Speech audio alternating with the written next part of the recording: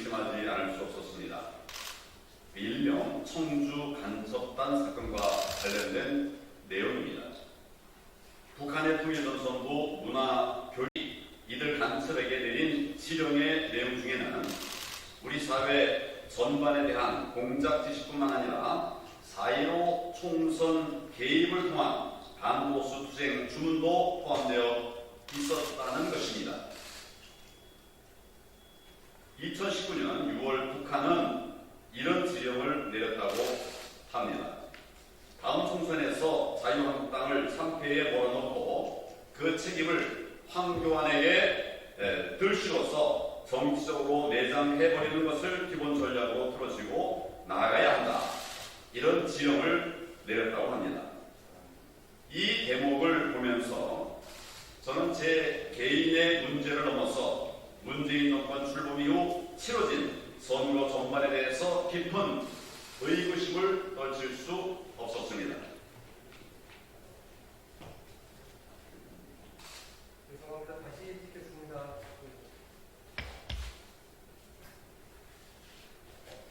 네, 미안합니다. 다시 하겠습니다. 국민 여러분, 저는 어제 한 언론사의 기사를 보고 깜짝 놀랐습니다. 제 눈을 의심하지 않을 수도 없었습니다.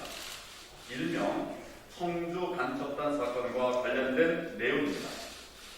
북한의 통일전 선부 문화교육국이 이들 간첩에게 내린 지령의 내용 중에는 우리 사회 전반에 대한 공작 지시뿐만 아니라 4.15 총선 개입을 통한 반보수 투쟁 주문도 포함되어 있었다는 것입니다. 2019년 6월 북한은 이런 지령을 내렸다고 합니다. 다음 총선에서 자유한국당을 3패에 몰아넣고 그 책임을 황교안에게 들시고 정치적으로 매장해버리는 것을 기본 전략으로 틀어지고 나가야 한다. 이런 지령을 내렸습니다.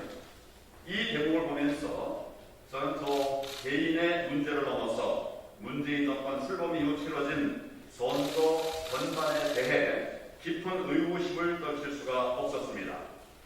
많은 어려움 속에서도 굳건히 지켜온 우리 대한민국이 어쩌다 이 지경까지 이르게 되었는지 내년 대한민국의 명운이 달린 대통령 선거는 과연 공정하게 칠 수 있는지 걱정이 앞섭니다. 저는 이 사건을 북한의 정치공작 게이트로 규정합니다. 선거 개입을 통한 정치공작은 대한민국을 전복시키려는 일대 대사건입니다. 합법을 가장한 종북 정치 세력의 등장은 국민의 생명과 재산을 침해하는 악랄한 의도를 실행하는 것이고 대한민국의 미래까지 장악하는 것입니다. 이런 식의 선공작 그리고 이런 식의 황교안 죽이기가 21세기 대한민국에서 일어나리라고는 꿈에도 생각하지 못했습니다. 저는 북한의 지시, 현재 드러나고 있는 대한민국의 현실이 거의 일치함에 경악을 금치 못하겠습니다. 북한의 지령을 받은 간첩들의 활동 내용을 보면 북한이 특히 누구를 두려워하는지 잘 알 수가 있습니다. 북한이 당시 자유한국당과 저 황교안을 대상으로 공작을 했던 이유는 바로 대한민국의 자유민주 세력을 두려워하고 있기 때문입니다. 돌아보면 북한의 타겟은 늘 자유민주 세력 괴멸이고 또 황교안 죽이기였습니다. 제가 통진당을 해산한 이후 민주당 그리고 반민주 세력의 엄청난 공격이 계속되어 왔습니다. 다 가짜 뉴스였으며 엄청난 왜곡과 과장을 통해 확대 재생산을 했습니다. 이제야 그 배경이 드러나는 듯합니다. 저에 대한 못된 공격들은 다 거짓들이었습니다. 문재인 대통령은 간첩을 대통령 선거 캠프에서 특보로 활동하게 했습니다. 그들은 마치 진보적인 활동가이냐 포장되었고 결과적으로 대한민국을 북한의 뜻대로 움직이게 했습니다. 이에서는 문재인 대통령에게 요구합니다. 간첩이 어떻게 대통령 선거 캠프의 특보가 되었는지, 그 이후 청와대나 민주당과 어떤 연락과 어떤 활동을 공유했는지 명백히 밝혀야 합니다. 꼬리 자르기에 국민이 속아 넘어가지 않을 것입니다. 그리고 그 출발점은 문재인 대통령의 사죄여야 합니다. 간첩을 특보로 임명했다는 자체만으로도 책임이 엄중함을 깨달아야 합니다. 문재인 대통령과 청와대는 모른 척 부인하겠지만은 지난 대통령 선거는 드루킹 여론 조작 사건이었고 간첩이 특보를 맡았던 북한 정치 공작 게이트였습니다. 그 사실 자체만으로도 속고 배제해야 합니다. 만일 아무 관계가 없다면 아무 관계가 없다고 분명히 밝혀 주십시오. 책임지는 모습을 또다시 거부할 경우 자유민주주의를 지지하는 국민과 함께 본격적인 대여 투쟁에 나설 것을 선포합니다. 문재인 정부는 이미 김여정 하명법을 제정해서 북한의 자유민주주의를 전파하는 대북 전단을 금지했습니다. 입을 틀어막겠다는 것입니다. 김여정이 콕 짚어서 지적하는 인사들은 직위 해제를 시켰습니다. 북한은 핵 능력을 보도하는데 그나마 줄어든 한미연합훈련을 김여정이 문제 삼으니까 더 줄이고 있습니다.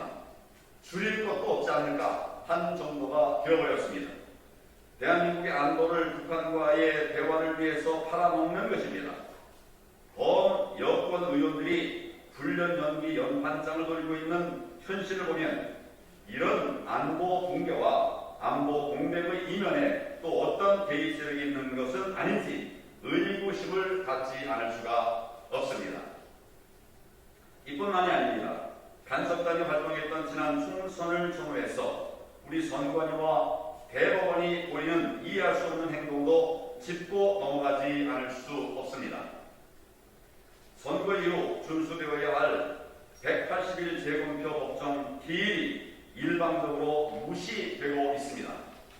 법에 분명히 180일 이내에 처리하여야 한다. 분명히 명시되어 있는데 무시되고 있는 것입니다. 상식선에서 이해가 되지 않는 배출 및 투표용지가 나왔습니다. 또 투표관리관 인장이 정체를 할 수 없이 문드러진 투표용지가 다수 발견되었습니다. 며칠이면 될 그 진입 판명이 한 달 이상 지연되고 있습니다. 법치주의는 법의 자의적 해석이나 자의적 부작위에 의해서 무너질 수 있습니다. 이렇게 중요한 문제에 대해 선관위와 대법원은 왜 아무 설명도 아무런 행동도 하지 않는 것입니까? 무엇이 드러날까 두려운 것입니까? 국민 여러분, 지금까지 문재인 정권을 출범시킨 김경수 드루킹 댓글 조작 사건, 또 청와대의 울산시장 선거 부정 의혹 사건, 그리고 지난 4월 4.15 총선 부정선거 의혹 등 선거와 관련된 의혹이 줄줄이 터져 나오고 있습니다. 대한민국 건국 이래 우리가 소중하게 지켜왔던 선거 민주주의의 기본 토대가 무너져 내리고 있습니다. 북한의 선거 개입 공작은 과거의 일이 아니라 바로 현재 진행형이자 미래형 사건입니다. 총선에 대해서 인터넷과 SNS망을 활용한 여론전을 추진하라고 지령을 내린 북한이 대통령 선거에 개입하지 않을 리가 있겠습니까? 내년 대선에 북한의 지령 선거가 없다고 누가 장담하겠습니까? 나가야 합니다. 대한민국을 지키고 우리 국민을 지키고 우리의 미래를 반드시 지켜내야 합니다. 문재인 대통령에게 묻습니다. 북한의 선거 지령에 대해 어떤 입장을 갖고 계십니까? 특히 북한의 제1야당 대표 죽이기 공작에 대해서는 어떻게 생각하고 있습니까? 수사 당국에도 묻습니다. 이들 간섭단은 정치권은 물론 노동, 시민단체 인사들과도 접촉한 것으로 알려지고 있습니다. 심지어 지난 대선 때 문재인 후보 노동특보단에 참여해서 기자회견을 벌이기도 했다고 합니다. 이들이 반보수 투쟁을 벌이면서 특히 황교안 죽이기를 하면서 정치권의 어떤 인사들을 만났는지 또 구체적으로 어떤 활동을 벌였는지 소상하게 밝혀주시기를 바랍니다. 국민이 궁금해하고 계십니다. 여야 정치권에 요구합니다. 문재인 정권의 안보수사 당국이 이 사건을 얼마나 객관적으로 밝혀낼 수 있을지 깊은 의구심을 가지지 않을 수 없습니다. 소극적 수사 태도와 미진한 수사 결과로 미봉되지 않도록 특단의 조치가 필요합니다. 국회 차원의 특검입니다. 국회 차원의 특검을 추진해 주시기 바랍니다. 이 사건은 아무렇게나 유야무야 될 수 없습니다. 저 개인적으로도 절대 묵과하지 않겠습니다. 이 사건을 비롯해서 문재인 정권의 심각한 안보 공백으로 인한 대한민국 침해 사례들은 반드시 밝혀내도록 하겠습니다. 어떤 경우든 역사의 단죄를 피해갈 수 없을 것입니다. 행동하는 정의 황교안이 반드시 대한민국을 지켜내겠습니다. 문재인 대통령은 간첩 사건의 진상을 밝혀라. 그리고 사죄하라. 간첩단 사건에 대해서 특검하라. 저는 국민의 이름으로